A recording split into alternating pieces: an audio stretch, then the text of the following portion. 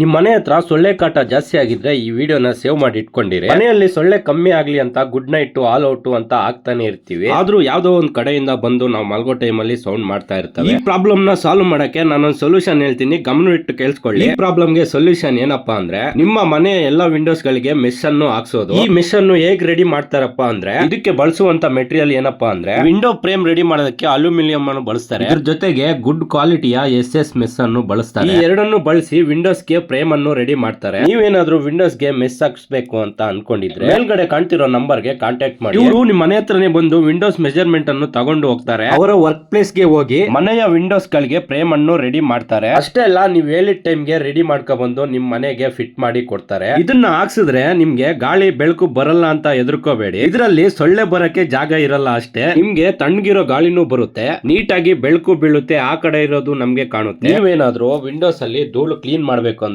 ಇದನ್ನ ಆರಾಮಾಗಿ ರಿಮೂವ್ ಮಾಡ್ಕೊಂಡು ಕ್ಲೀನ್ ಮಾಡಿ ಹಂಗೆ ಫಿಟ್ ಮಾಡಬಹುದು. ಅಷ್ಟೇ ಅಲ್ಲ, ಇದರಲ್ಲಿ ಡಿಫ್ರೆಂಟ್ ಕಲರ್ ಡಿಫ್ರೆಂಟ್ ಡೋರ್ ಗಳು ಇರ್ತವೆ. ಒಂದೊಂದಾಗಿ ತೋರಿಸ್ತೀನಿ ಬನ್ನಿ. ಇವಾಗ ನೀವು ನೋಡ್ತಾ ಇರೋದು ಜೀಬ್ರಾ ಬ್ಲೈಂಡ್ಸ್. ಇದು ಸೈಡ್ಲಿಂಗ್ ಮೆಶ್.